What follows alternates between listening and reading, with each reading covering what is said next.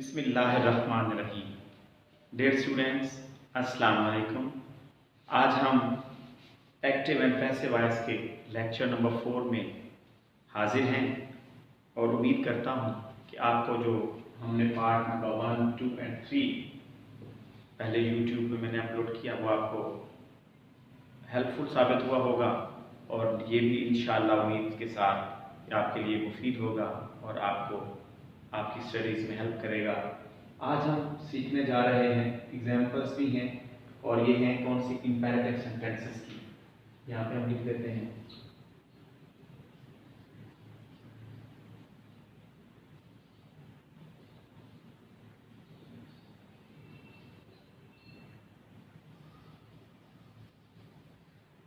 Imperative sentences.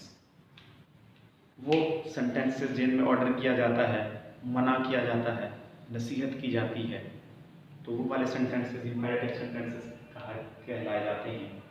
इनकी सबसे basic पहचान क्या है? डियर स्टूडेंट्स, आपको किसी भी एक्टिव सेंटेंस के अंदर सबसे पहले वर्ब नजर आएगा, हेल्पिंग वर्ब या वर्ब। हर सेंटेंस के अंदर आपको शुरू में ही वर्ब, जैसे open the door, close the window, open your eyes, shut your eyes, shut your mouth भी माजरत से यूज होता है बाज़ औक़ात। Close the window, do not spit on the floor, do not make a noise. मतलब जितने भी इंपेरेटिव सेंटेंसेस होंगे सब में शुरू में ही वर्ब इस्तेमाल हो जाएगा और आपको पता चल जाएगा कि ये इंपेरेटिव सेंटेंसेस हैं, क्योंकि इंपेरेटिव मतलब ऑर्डर, हुक्म मेन चीज़ है। तो वो जब भी कहा जाता है तो हाल प्रेजेंट में ही कहा जाता है। ये काम करो, ये काम ना करो, ऐसा करो, तो नसीहत हो, ऑर्डर हो, मना हो, सब प्रेजेंट में ही किया जाता है। लिहाजा फर्स्ट फॉर्म ही शुरू में आ जाती होती है और बाकी सारा सेंटेंस लिखा जाता है। मैंने आपके सामने जो मोस्टली एग्जाम में आने वाले कुछ सेंटेंसेस लिखे हैं वो हम प्रैक्टिस करते हैं। उम्मीद करता हूं कि आपके लिए हेल्पफुल होंगे। सबसे पहले मैंने लिखा ओपन द डोर। अच्छा, इसका स्केच डियर स्टूडेंट्स ऐसे होता है कि अक्सर जैसे मैं एक्टिव वॉइस का स्केच लिख रहा हूं, सबसे पहले वर्ब होता है, वर्ब की फर्स्ट फॉर्म ही आ जाती होती है, वर्ब फर्स्ट में चलिए लिख देता हूं, प्लस उसके बाद अक्सर सब्जेक्ट जो भी जिस पर काम, जिससे मना किया जा रहा हो, जिस भी एक्शन को जो ऑब्जेक्ट होता है वो लिख दिया जाता है। जैसे मैं ऑब्जेक्ट लिख रहा हूँ और जब हम इसको एक्टिव से पैसिव बनाते हैं तो हम लेट का इस्तेमाल करते हैं, प्लस जो भी ऑब्जेक्ट होगा वो सब्जेक्ट बन के आ जाता होता है,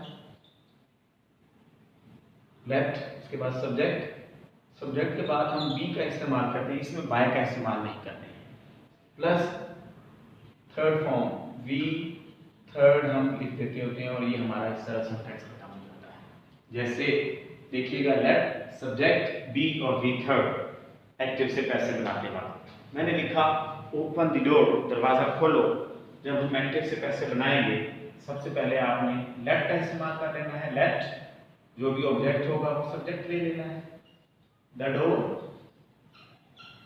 लेट द डोर, और ऑब्जेक्ट के बाद जो कि सब्जेक्ट बन चुका है बी का इस्तेमाल कर लेना है और उसके बाद वर्ब की थर्ड फॉर्म, जैसे फर्स्ट ओपन था तो open, O P E N E D, let the door be open.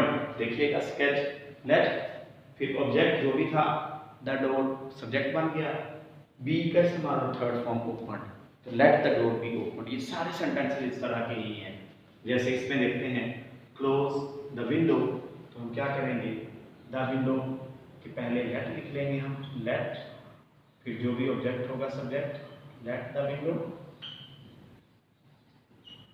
और उसके बाद बी, स्केच में मैंने लिखा हुआ है लेट, फिर जो भी ऑब्जेक्ट होगा सब्जेक्ट प्लस पी, और फिर third form let the window be closed, CLOSED, let the window be closed. Similarly negative में क्या होता है, सेम यही स्केच है, मगर जैसे ऊपर डू नॉट, यानी वर्ब चाहे डू है, चाहे डज है, चाहे मेड फर्स्ट फॉर्म है, तो वर्ब भी होता है। तो सबसे पहले वर्ब रहेगा, उसके बाद यहाँ पे फिर हम क्या कर लेंगे, नेगेटिव आएगा एक्टिव के अंदर, उसके बाद फर्स्ट फॉर्म आएगा यहाँ पे। जैसे अगर प्रेजेंट के अंदर हमें पता है डू नॉट और डज नॉट का इस्तेमाल होता है, लिहाजा जो हेल्पिंग वर्ब है, बल्कि यहाँ पे हम लिख लेते हैं सबसे पहले हेल्पिंग वर्ब आएगा। क्या आएगा? प्रेजेंट का ही होगा, जैसे डू है या डज है, प्लस नॉट प्लस जो भी ऑब्जेक्ट होगा, जैसे do not speak on the floor, तो लेट द फ्लोर सबसे पहले क्या होगा, ये सॉरी मैं पहले ऊपर वाला लिख रहा हूँ, सबसे पहले हेल्पिंग वर्ब, फिर नेगेटिव, उसके बाद main verb first form plus जो भी ऑब्जेक्ट होगा वो लिख देंगे। जब हम एक्टिव से पैसिव बनाएंगे तो सेम ऐसे ही है, यहाँ पे सिर्फ एक चीज इस्तेमाल कर लेंगे, सबसे पहले लेट, फिर ऑब्जेक्ट होगा जो वो सब्जेक्ट बन जाएगा, प्लस नॉट का इस्तेमाल कर लेंगे, प्लस बी और फिर बी थर्ड हम यहाँ पे दे देंगे, जैसे लेट, इसको बनाते हैं do not speak on the floor.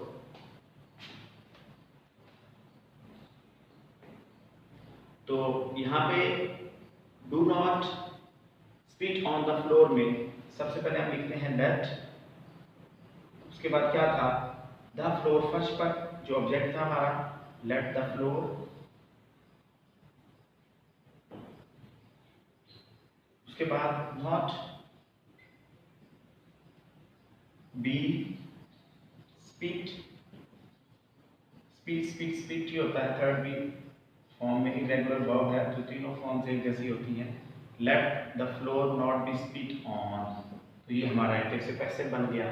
Similarly do not make a noise, शोर मत करो, तो हम क्या करेंगे, सबसे पहले लेट, उसके बाद क्या थी, अ शोर, अ नॉइज, सॉरी ये जो ऑब्जेक्ट है सब्जेक्ट, लेट अ नॉइज, उसके बाद नेगेटिव है तो not, be made, let a noise not be made.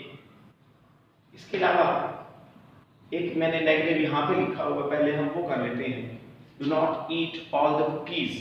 अब सबसे पहले वही काम, लेट का इस्तेमाल, फिर जो भी ऑब्जेक्ट है, जैसे यहाँ पे है all the cookies, late all the cookies,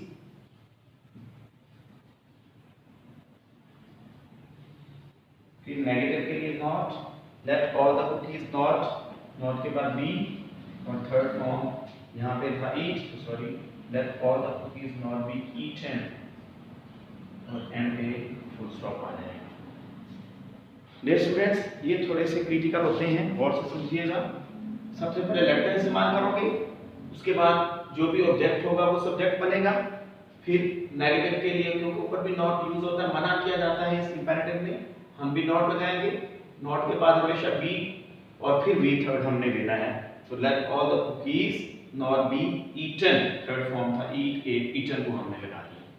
इसके अलावा फिर से मैंने कुछ सिंपल सेंटेंस भी लिखे हुए हैं, पास द सॉल्ट, वही चीज, लेट ऑब्जेक्ट सब्जेक्ट बनेगा, द सॉल्ट नमक, लेट द सॉल्ट बी, और फिर थर्ड फॉर्म पास की passed, let the salt be passed. Next मैंने लिखा, बड़ा ही सेंटेंस है जो अक्सर पूछा जाता है, डू इट, तो हम क्या करेंगे, वही चीज है, सबसे पहले क्या था, लेट, फिर ऑब्जेक्ट क्या था, इट, हम सब्जेक्ट बना लेंगे, लेट इट, फिर ऑब्जेक्ट के बाद बी का इस्तेमाल था, लेट इट बी, और डू की थर्ड फॉर्म है done, do D done, let it be done.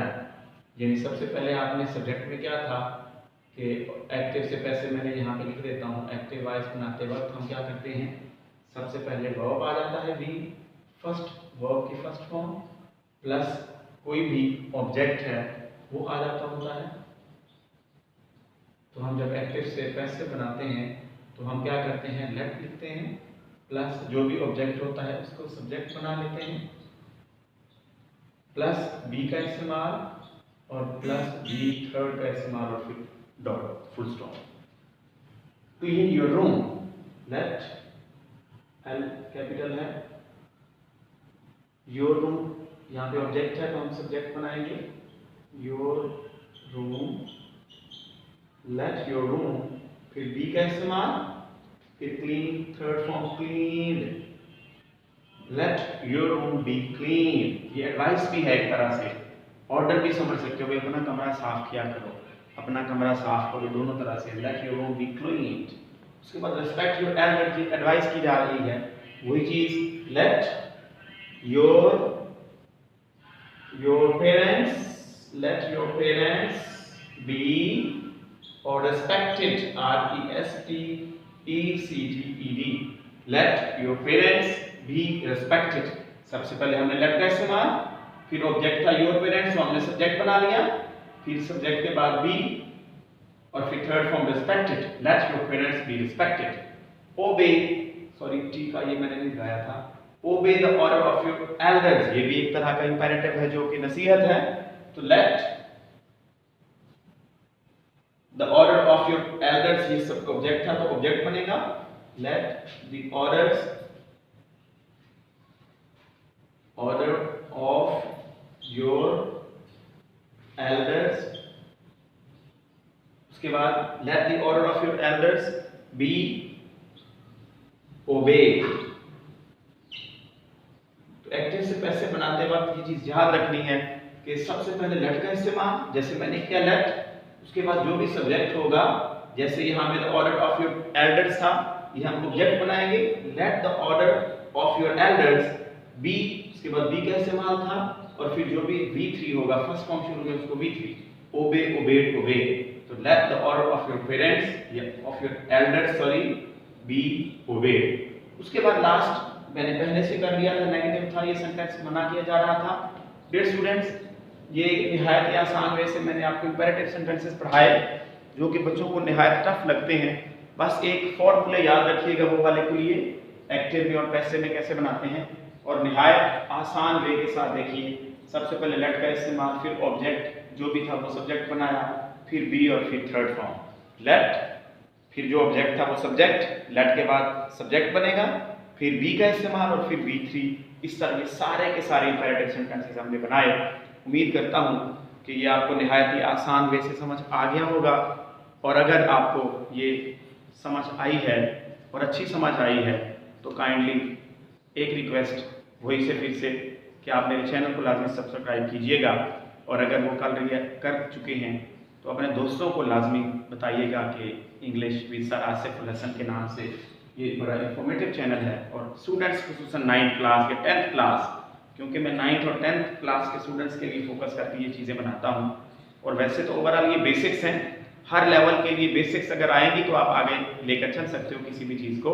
निहायत आसान वे से मैं पढ़ाता हूँ, और उम्मीद करता हूँ कि आप मेरी वीडियो को भी कमेंट्स अच्छे देते होंगे और लाइक भी करते होंगे, और अपने दोस्तों क्लास फेलोज के साथ शेयर भी करते होंगे। दुआओं में याद रखिएगा। नेक्स्ट वीडियो के लिए अल्लाह हाफिज़, God bless you, best of luck.